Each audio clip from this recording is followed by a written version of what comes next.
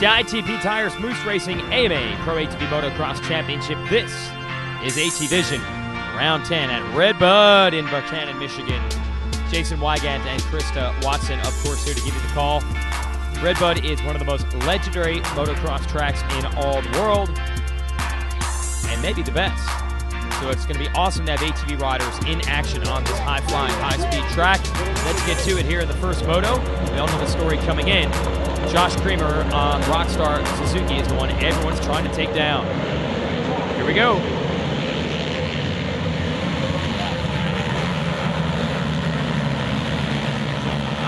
Yes, another start.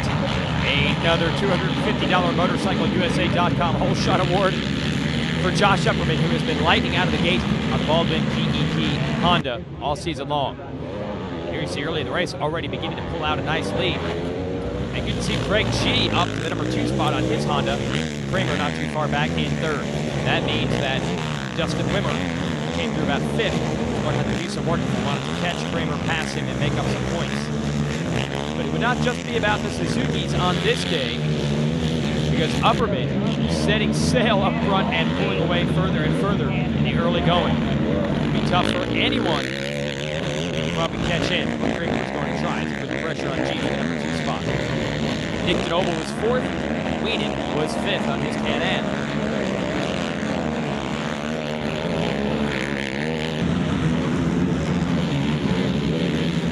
Now, Upperman has won some races with the whole shots this year, and he's lost some as well. It's going to be pretty tough for anyone to upset him on this day. He was gone early on. Kramer took a while, actually, to get around G.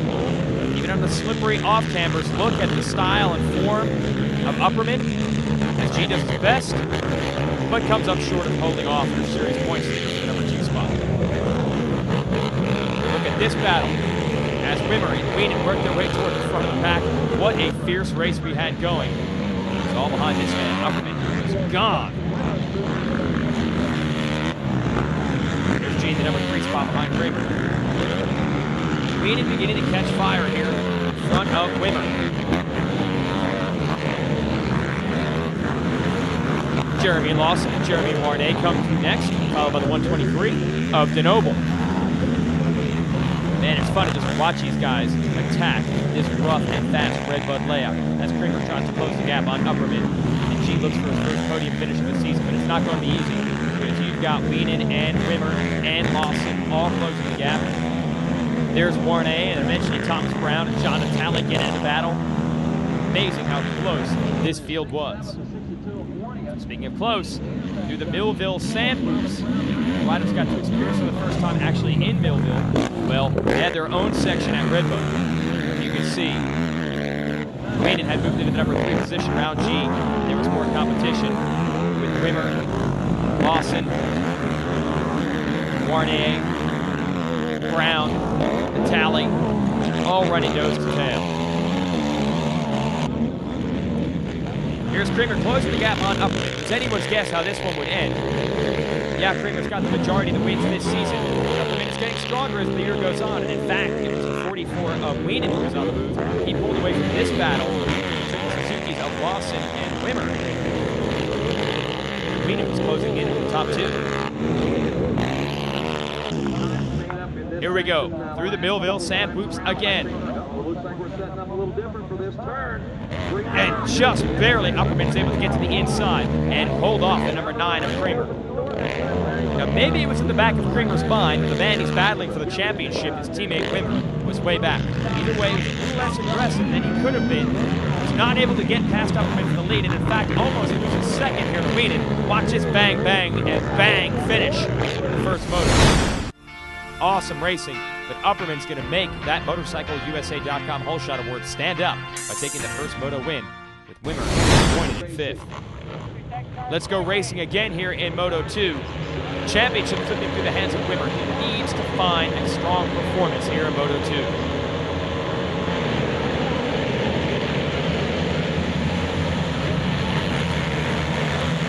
Not going to be so easy because look who's got the whole shot. The man leading the points, Kramer. That second in Moto 1 has to lead early in Moto 2. Another great start, of course, for Upperman. Weenan right there. So we're going to take that first Moto battle and just hit reset start over again in Moto 2. Although this time Wimmer and Natalia are right there as well.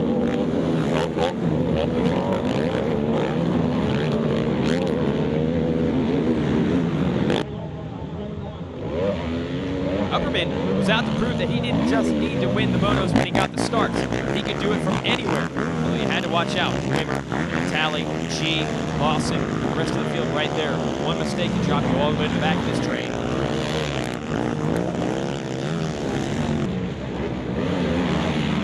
Kramer began to open it up as Wienen made the move on Upperman. Here's Talley and Wimmer, keeping the front runners honest as well. Fans were definitely fired up on this action. Look at the 44 of Wienen starting to apply the pressure to Kramer. Kramer might be the class of the field so far in 2010, but on this day, Wienen had more than he could handle. Check out the Can-Am rider crossing up lines in the off-camera. Look at Wienen, look at Wimmer, look at Natalia, look at Lawson, look at G, look at this entire group trading lines and stealing positions from each other.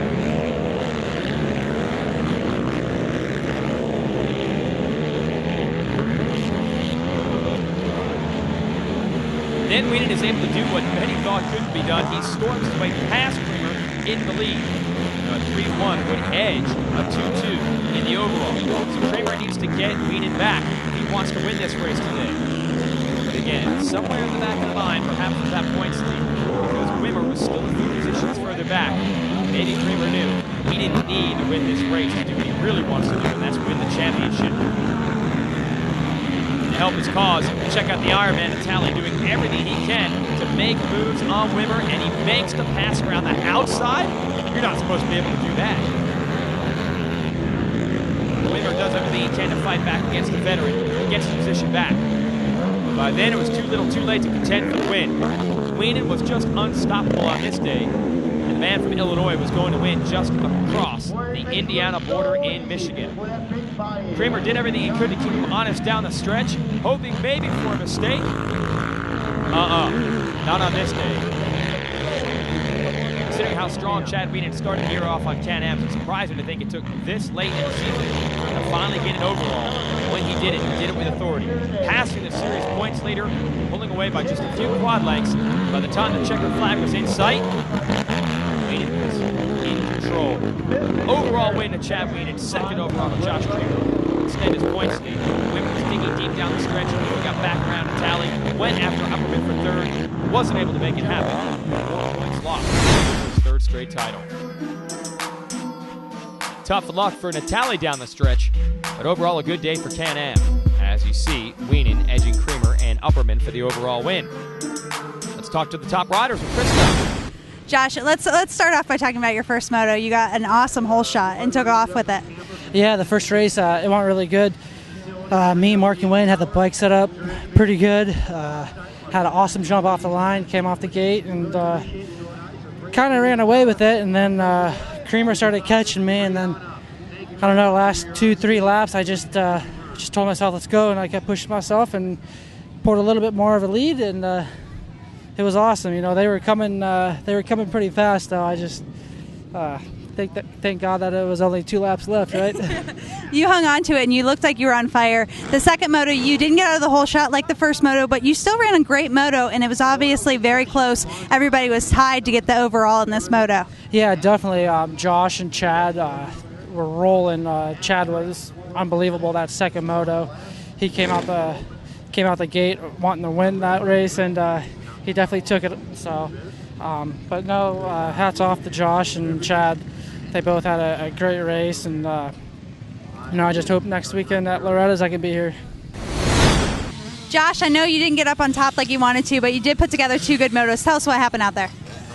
First moto, I just couldn't make up a whole lot of ground. I finished second, and Upperman was riding really good in that first moto. Second moto, we came out, got the whole shot, and led probably half the race. And Chad came, put some pressure on me. He ended up getting by me, and ended up finishing second again, 2-2 for second overall. I'm not overly happy, but we're that much closer to having 2010 MA championship, so in a way I am pretty happy. Yeah, the good news is you continue your lead in the championship, and you're headed towards the 2010 championship right now. Yeah, we're up 40 points now, so really all I got to do is stay healthy, get one moto done at Loretta's, and we're there.